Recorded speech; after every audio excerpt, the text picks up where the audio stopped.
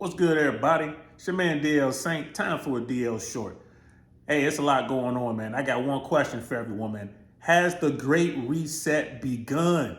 Man, oh man, it's crazy out here. You guys know on this platform, I Really Want to Know podcast and on the Downrange podcast, which I hope you guys are over there liking and subscribing.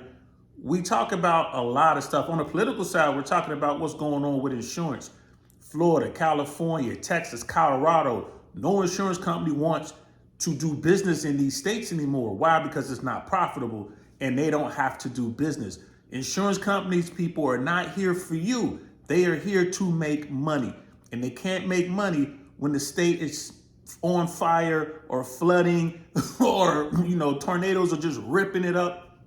They can't make money paying you out on your insurance that you pay religiously every month, right? So that's just one aspect of what's going on here. Let's talk about California, in particular, San Francisco.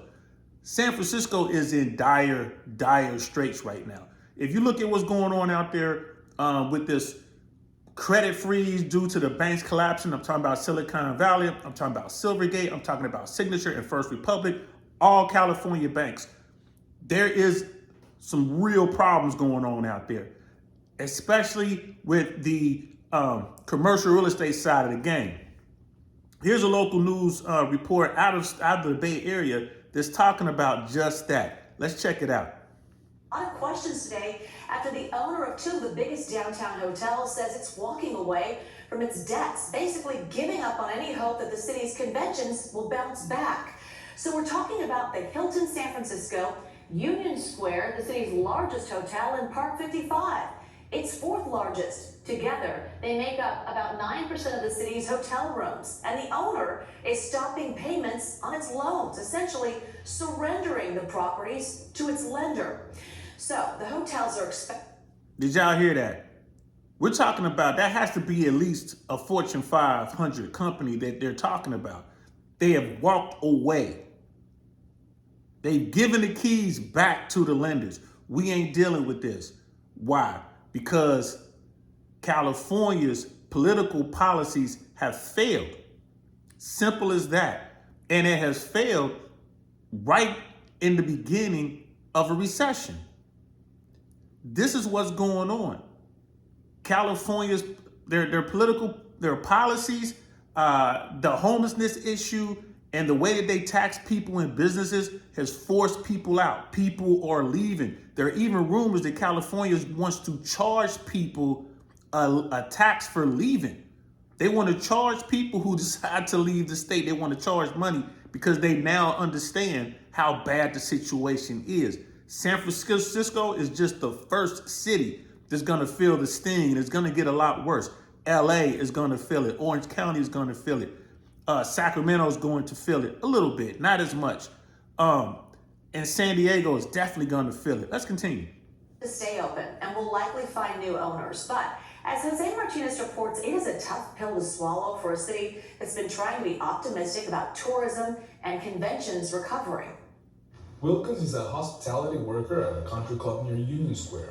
He is just one of many concerned local employees who say they are troubled with the situation in downtown San Francisco. Recently, I have noticed that it's getting pretty brutal. A lot of businesses are starting to leave. Especially after Park Hotels and Resorts, the investment firm that owns Hilton San Francisco, Union Square, and Park 55 hotels, announced on Monday that it has stopped making payments on a $725 million loan as part of its plan to reduce its presence in the city. These two hotels alone offer nearly 3,000 rooms. It's understandable. $725 million loan that they just walked away from. $725 million. And the anchor, the woman who started this segment was saying, oh, this happens all the time. We're going to get someone else to come in here and buy this building. Who? No one's going to take the loss. Who's going to buy that building?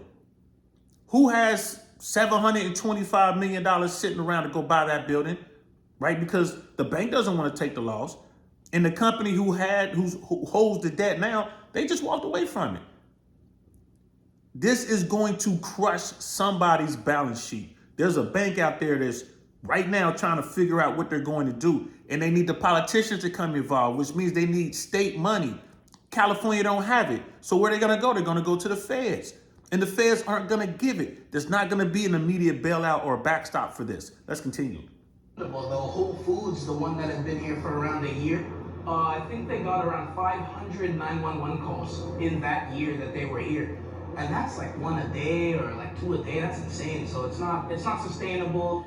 In a statement, the firm's CEO, Thomas Baltimore Jr., said that San Francisco's path to recovery remains clouded and elongated by major challenges, including office vacancies caused by companies letting employees work from home, a weaker than expected citywide convention calendar through 2027, and concerns over street conditions. San Francisco screwed up. They screwed up bad. These people aren't going to be able to get their money because they can't rent the hotel rooms out. $725 million. That's a lot of bread. Whoever comes in, they're going to have to spend more than that because I'm pretty sure that those buildings need work. I haven't been to San Francisco in ages. Last time I was there, I stayed at the Fairfield. Beautiful hotel, but it was old. And they had just done a ton of work to upgrade it. There was two sides of the hotel. You had the modern side and you had the old side. And everyone wanted to be in the modern side and it cost more money. Right? But San Francisco wasn't as bad. They didn't have the homeless problem. They didn't have the crime that's out there now. The state of California doesn't want to deal with the crime. So what's going to happen? Business people are going to walk away. This is the problem. California has to face it. It's a statewide problem. I'm not going to say it was the whole defund the police thing, which I thought was stupid anyway to begin with. But trying to allow homeless and crazy folks to live on the street and not regulate it, letting people run in and just steal from businesses and not do anything about it. This is what it leads to. $725 million loan. This business, this building, this hotel, they walked away from it. This does not happen all the time. No one is going to step up and want to take that. If anyone comes in and buys that building, it's going to have to be at a deal. There's another building in San Francisco that Patrick Bet-David talks about all the time. Shout out to PBD Podcast and Valuetainment. There was a building out there, one of the premier buildings, was $325 or $300 million. This was 3 or 4 years ago. That's what the building was worth. That building is like down to $60 million now. And I'm not sure if someone bought because the building is empty. Like they said, everyone's working remotely now. The world has changed. Is this the beginning of the Great Reset? Possibly. Makes sense from a business perspective, right? Like you can't really blame these large companies for saying, hey, this doesn't make any sense. You know, we're paying more for security than we are for, so I get it. It makes sense. They don't want to deal with it. Efforts to revitalize downtown San Francisco and address the complex issues it faces remain a priority for city officials and organizations like the Bay Area Council. I think many who live in San Francisco. And that young brother they were talking to, the hotel worker, I don't know if you guys noticed in the background, there was a Cheesecake Factory and a Macy's. How long you think they're going to be there? I guarantee you that Cheesecake Factory is looking to close. They're not trying to pay whatever that rent is in that building. And that rent's only going to go up because businesses are starting to leave. People might walk away, whoever owns that building that's housing Macy's and Cheesecake Factory, they might walk away from the loan. So this is how capitalism works, guys. And know the city, know there's more to it than 2 hotels, and the problems that we do see on the streets, those are undeniable and issues that have to be dealt with. And they are real. They are definitely deterring and discouraging people from visiting San Francisco. Jose, thank you for that report. Now, Mayor London Breed also reacting to this announcement. In a statement, she said, although changes in ownership happen, the hotels will stay running and workers will keep their jobs. She went on to say there's still a lot of work to be done as the city recovers economically. And even that part right there. This right here, what the mayor is saying is not what the announcer just said. It's not what the reporter just said. The mayor said these kinds of ownership changes do happen, but these hotels will remain open and operating, and the workers will continue to be employed. Still, we know there is a lot of work ahead of us, and we will continue to focus on our economic recovery. How? How is this mayor going to guarantee that company isn't going to lay off its workers. You have to lay off the workers. The money isn't coming in. What are you going to pay them for? Right? The people who own the building walked away. You think the businesses, like the hotel itself, they're not going to take the loss. The problem is there are massive losses out there on the books and no one wants to take it. It is hot potato. Here, you take it. The bank's like, you take it. And it just keeps going around and around and around. The hotel is going to close. There's nothing San Francisco can do to stop it. Just think about it for a moment. There's nothing San Francisco could do to stop it. They know what the problem is. It's rampant crime and homelessness. They understand that. But they have tied the hands of law enforcement. The police don't own the streets. The criminals do. The homeless people do.